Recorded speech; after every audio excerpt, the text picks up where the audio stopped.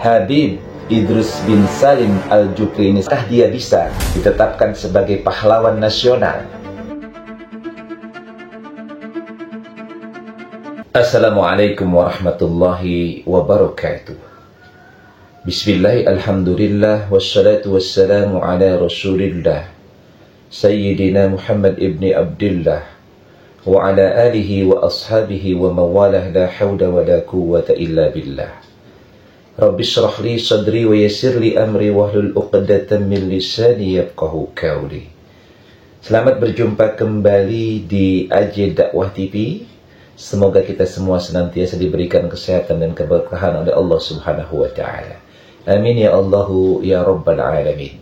Di video kali ini kita akan membahas tentang status Habib Idrus bin Salim Al-Jufri. Apakah dia bisa ditetapkan sebagai pahlawan nasional? Nah, kita lihat sedikit perspektif ke belakang bahwa Habib Idrus bin Salim Al-Jufri ini, beliau ini pada dasarnya adalah bukan warga negara Indonesia. Beliau lahir di Hadramaut. Jadi ketika itu kemudian beliau berada atau hijrah atau pindah ke wilayah yang sekarang menjadi negara Indonesia, terutama tentunya adalah di wilayah Sulawesi. Nah kemudian beliau ini memang wafat, meninggal di Indonesia. Nah, permasalahannya adalah sekarang beliau ini kemudian ingin dianggap sebagai pahlawan nasional, padahal status kewarganegaraannya itu belum berpindah, belum jelas apakah dia warga negara Indonesia atau bukan. Ya, walaupun memang beliau melakukan berbagai macam hal untuk wilayah Sulawesi, tentunya berkaitan dengan pendidikan. Nah, untuk mencari kejelasan tentang apakah Habib Idrus bin Salim Al-Jufri ini layak untuk menjadi pahlawan nasional atau ditetapkan sebagai pahlawan nasional, maka kita akan mencari tahu berdasarkan peraturan-peraturan yang sudah ditetapkan di negara kita. Dan payung hukum berkaitan dengan ini adalah Undang-Undang Nomor 20 Tahun 2009. Dalam Undang-Undang Nomor 20 Tahun 2009 tentang gelar, tanda jasa dan tanda kehormatan, Pasal 1 Ayat 4 disebutkan, pahlawan nasional adalah gelar yang diberikan kepada warga negara Indonesia atau seseorang yang berjuang melawan penjajahan di wilayah yang sekarang menjadi wilayah Negara Kesatuan Republik Indonesia yang gugur atau meninggal dunia dalam membela bangsa dan negara, atau yang semasa hidupnya melakukan tindakan kepahlawanan, atau yang menghasilkan prestasi dan karya yang luar biasa bagi pembangunan bagi kemajuan bangsa dan negara Republik Indonesia. Dari definisi pahlawan nasional menurut undang-undang ini, kita dapat memahami bahwa seorang yang diusulkan sebagai pahlawan nasional ia harus warga negara Indonesia, WNI. Apakah Idrus bin Salim adalah WNI? Ia lahir di Hadramaut pada 15 Maret 1892, kemudian pindah ke wilayah yang sekarang menjadi Indonesia. Ketika Indonesia merdeka, ia tidak mengurus kewarganegaraan sebagai WNI, sampai ia meninggal pada 22 Desember 1969. Kemudian baru beberapa bulan yang lalu status kewarganegaraannya diurus, dan kemudian mendapat status itu pada tahun 2024. Pertanyaannya, apakah sah memberikan status kewarganegaraan kepada orang yang sudah meninggal dunia? Hal tersebut berpotensi melanggar hukum yang berlaku di Republik Indonesia. Jika seseorang bukan warga negara Indonesia, ia masih bisa menjadi pahlawan nasional dengan syarat ia harus gugur dalam berjuang melawan penjajahan di wilayah yang sekarang menjadi wilayah Indonesia. Sedangkan Idrus bin Salim Al-Jufri, ia tidak gugur dalam berjuang melawan penjajahan. Bagi yang tidak hidup di masa penjajahan seperti ia tumbuh balik di masa kemerdekaan, maka ia bisa menjadi pahlawan nasional dengan syarat ia melakukan tindakan kepahlawanan, seperti terbukti menyelamatkan banyak nyawa bangsa Indonesia, walaupun dengan itu ia gugur. Apakah Idrus bin Salim pernah melakukan hal semacam itu pada saat hidupnya? Tidak ada data apapun. Dalam pasal 1 di atas pula disebutkan, ia menghasilkan prestasi dan karya yang luar biasa bagi pembangunan bagi kemajuan bangsa dan negara Republik Indonesia, seperti menemukan mesin uap, listrik, dan sebagainya. Apakah Salim bin Idrus Al-Jufri mempunyai prestasi atau karya yang luar biasa? Tidak ada data apapun. Jika dikatakan bahwa ia mempunyai karya dengan mendirikan Yayasan Pendidikan Al-Khairat, itu bukan prestasi yang luar biasa, karena ribuan ulama lain pun sanggup mendirikan yayasan pendidikan seperti itu.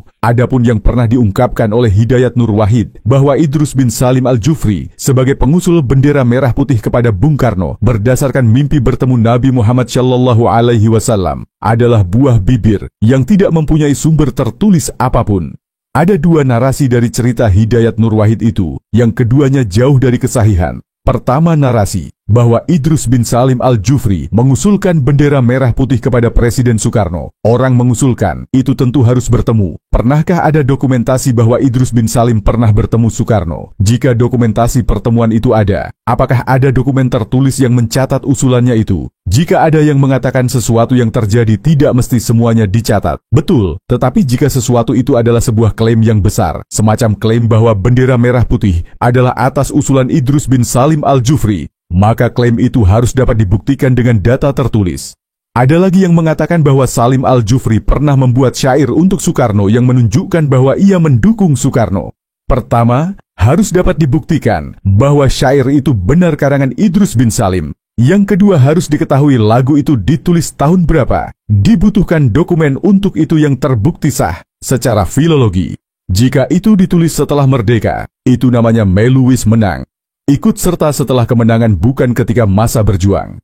Walaupun itu ditulis sebelum kemerdekaan, itu pun tidak lantas seorang penulis lagu di atas meja bisa menjadi pahlawan ketika dalam waktu yang sama para pejuang bertempur di medan perang. Jadi, berdasarkan Undang-Undang Nomor 20 Tahun 2009 Pasal 1 Ayat 4, Idrus bin Salim tidak memenuhi syarat sebagai pahlawan nasional. Sedangkan menurut UU yang sama pada Pasal 26 tentang syarat-syarat khusus disebutkan, syarat khusus sebagaimana dimaksud pada Pasal 24 huruf B untuk gelar diberikan kepada seseorang yang telah meninggal dunia dan yang semasa hidupnya a. pernah memimpin dan melakukan perjuangan bersenjata atau perjuangan politik atau perjuangan dalam bidang lain untuk mencapai, merebut, mempertahankan, dan mengisi kemerdekaan serta mewujudkan persatuan dan kesatuan bangsa. B. Tidak pernah menyerah pada musuh dalam perjuangan. C. Melakukan pengabdian dan perjuangan yang berlangsung hampir sepanjang hidupnya dan melebihi tugas yang diembannya. D. Pernah melahirkan gagasan atau pemikiran besar yang dapat menunjang pembangunan bangsa dan negara. E. Pernah menghasilkan karya besar yang bermanfaat bagi kesejahteraan masyarakat luas atau meningkatkan harkat dan martabat bangsa.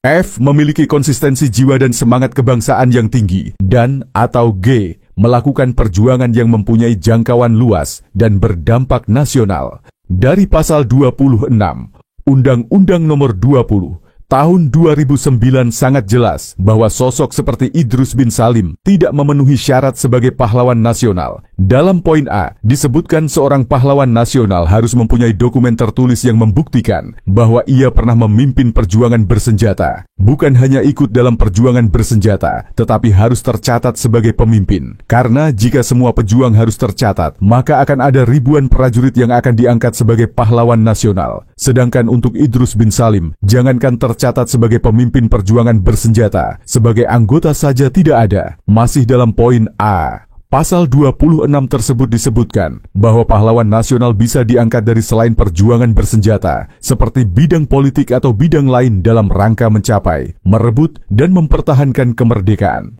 Dari sana, seorang pejuang politik seperti Presiden Soekarno berhak menjadi pahlawan nasional, walaupun belum pernah ditemukan dokumen tertulis bahwa ia pernah memimpin perjuangan bersenjata. Sedangkan Idrus bin Salim yang telah ada di Indonesia sejak tahun 1922, di mana para pejuang saat itu sedang menyusun strategi mencapai kemerdekaan bangsa, tidak pernah ada bukti dokumen tertulis bahwa ia pernah melakukan perjuangan, baik dalam perjuangan senjata, politik, maupun bidang lain untuk mencapai kemerdekaan bangsa. Masih dalam poin A, disebutkan tentang mengisi kemerdekaan, serta mewujudkan persatuan dan kesatuan bangsa. Mungkin Idrus bin Salim akan diusahakan laik sebagai pahlawan nasional berdasarkan proposisi ini, bahwa ia berjuang mengisi kemerdekaan. Jika poin kelaikan seseorang menjadi pahlawan nasional hanya karena ia mengisi kemerdekaan, maka para aparatur sipil negara, ASN, di seluruh Indonesia pun berjuang mengisi kemerdekaan. Bahkan para supir angkot pun berjuang untuk kesejahteraan anak istrinya dalam mengisi kemerdekaan. Jika kalimat serta dalam frasa mengisi kemerdekaan serta mewujudkan persatuan dan kesatuan bangsa adalah syarat bersama poin sebelumnya, maka seseorang yang laik menjadi pahlawan nasional sebagai pejuang yang mengisi kemerdekaan harus disertai dengan prestasi mewujudkan persatuan dan kesatuan bangsa.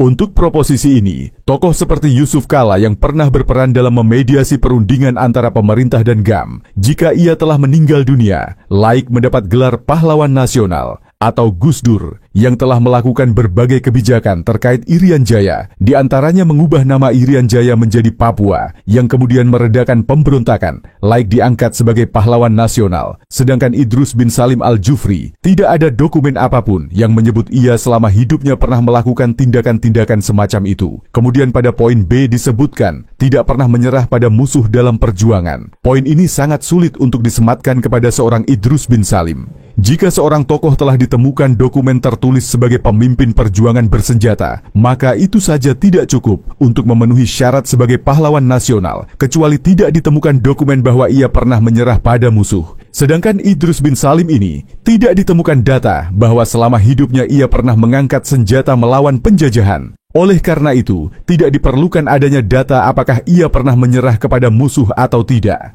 Kemudian pada pasal 26 poin C disebutkan seorang pahlawan nasional harus melakukan pengabdian dan perjuangan yang berlangsung hampir sepanjang hidupnya dan melebihi tugas yang diembannya.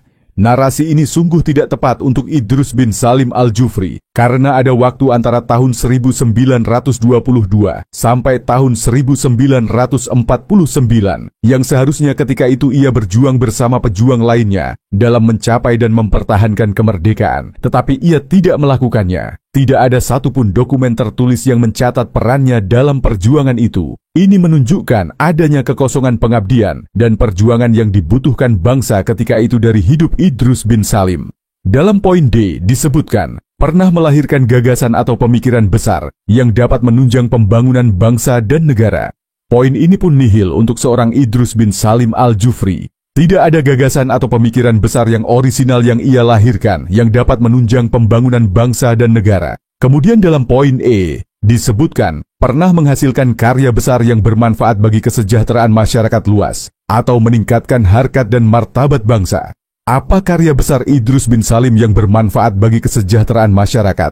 Mendirikan Yayasan Al-Khairat. Ribuan ulama sanggup mendirikan yayasan semacam itu. Jadi itu bukan hal yang luar biasa. Dalam poin F dan G disebutkan bahwa pahlawan nasional harus memiliki konsistensi jiwa dan semangat kebangsaan yang tinggi, dan atau melakukan perjuangan yang mempunyai jangkauan luas dan berdampak nasional. Frasa, konsistensi jiwa dan semangat kebangsaan sulit disematkan untuk Idrus bin Salim karena tidak ada data tertulis dari tahun 1922 sampai 1949 tentang semangat kebangsaannya dalam mencapai dan mempertahankan kemerdekaan. Oleh karena itu, pemerintah harus berhati-hati dalam menetapkan seseorang sebagai pahlawan nasional. Gelar pahlawan nasional adalah gelar tertinggi yang diberikan presiden. Jangan sampai ia diberikan tidak sesuai aturan yang berlaku. Tidak boleh gelar pahlawan nasional diberikan hanya karena kuota provinsi, kuota ormas, atau hanya karena semangat merangkul. Ia harus diberikan berdasarkan perannya yang luar biasa di masa lalu, yang bisa menjadi inspirasi orang yang hidup di hari ini. Pahlawan nasional tidak boleh diangkat karena intrik politik. Ia harus diangkat berdasarkan bukti otentik dan sumber yang dapat dipercaya. Jika pemerintah terbukti mengangkat pahlawan nasional tidak sesuai dengan undang-undang yang berlaku, maka pemegang kebijakan itu bisa dibawa ke ranah hukum. Penulis Kiai Haji Imaduddin Utsman Al-Bantani.